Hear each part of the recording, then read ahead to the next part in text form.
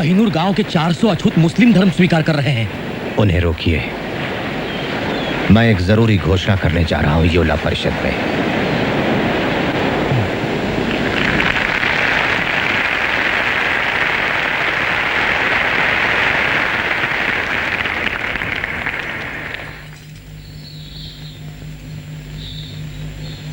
मेरे अभागे भाइयों और बहनों, जब मैं मुड़कर अपने आंदोलन के 10 सालों पर नजर डालता हूं तो भविष्य के लिए चिंतित हो जाता हूं।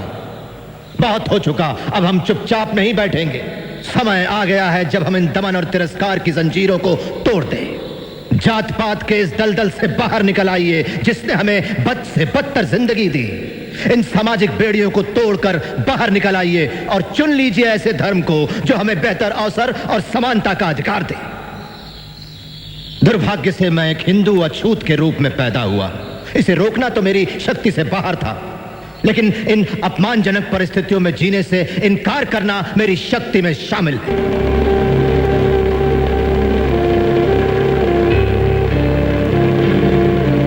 हालांकि मैं हिंदू पैदा हुआ हूं, लेकिन मैं भरोसा दिलाता हूं आपको कि एक हिंदू के रूप में हरगिज नहीं मरूंगा।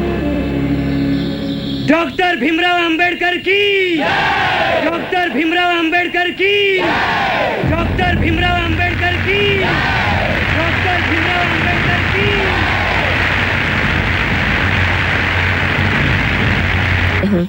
मैं आपको अमेरिका से आए डॉक्टर हेनरी क्रेन से मिलवाना चाहती हूँ। Hello doctor crane. हेलो।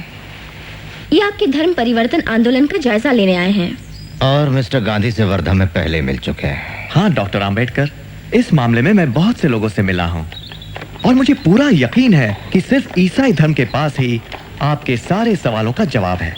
अगर आप ईसाई धर्म अपनाते हैं तो सारे ईसाई देश आपके सामाजिक, राजनैतिक और आर्थिक स्तर को उठाने में मदद करेंगे। और मैं सोचती हूँ किसी भी हिंदुस्तानी को इसमें कोई ऐतराज नहीं होगा। डॉक्टर अंबेडकर, जैसा कि बाइबल में लिखा है कि धरती के उत्तराधिकारी गरीब ही होंगे। वैसे आप कौन सी बाइबल पढ़ती हैं Miss Drescher? The Holy Bible of course.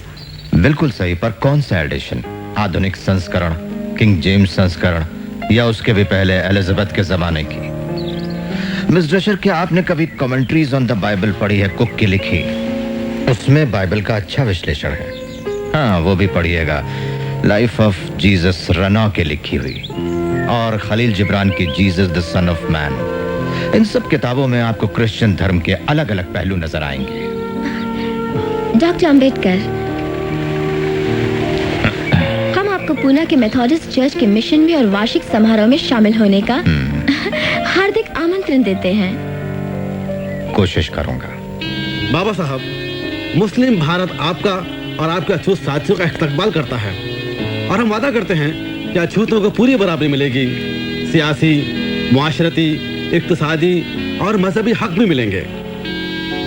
जैसा आप जानते हैं बाबा साहब, हमारा धर्म एक ही भगवान में विश्वास करता है, एक कमकार, और सारे अनुयायियों को एक ही नजर से देखता है। पिछड़ी जाति के धर्म परिवर्तन के मामले में ये आपकी सारी जरूरतों को पूरा करेगा। महाबोधि सोसाइटी से ये टेलीग्राम आया है। डॉक्टर अंबेडकर, आप और आपके साथियों का बुद्ध धर्म स्वीकारने के लिए हार्दिक स्वागत, जो कि आशिया के बड़े भाग में फैला है। धर्म परिवर्तन करने वालों को हम समान अधिकार देंगे। हम लोगों में किसी भी प्रकार का जाति भेद नहीं है। हमारे कार्यकर्ता आपसे मिलेंगे, हमें सूचना भिजवाइए। लगता है कांग्रेस और सरदार आपको इस चुनाव में बर्बाद करने पर तुले हैं। आपने सरदार पटेल का वक्तव्य नहीं पढ़ा? हाँ, हम धर्म बदलेंगे तो सांप्रदायिक समझौते में कोई आरक्षण नहीं मिलेगा। देखिए डॉक्टर, मैं यहाँ आपके एक मित्र के नाते नहीं आया। मैं आपके सामने हूँ एक अधिकृत प्रतिनिधि हिंदू महासभा का। हम जानते हैं आपका दृष्टिकोण और आपकी देशभक्ति। हम जानते हैं आप कभी भी मुस्लिम या क्रिश्चियन धर्म नहीं अपनाएंगे। नहीं, पर आप ये किस आधार पर कह रहे हैं?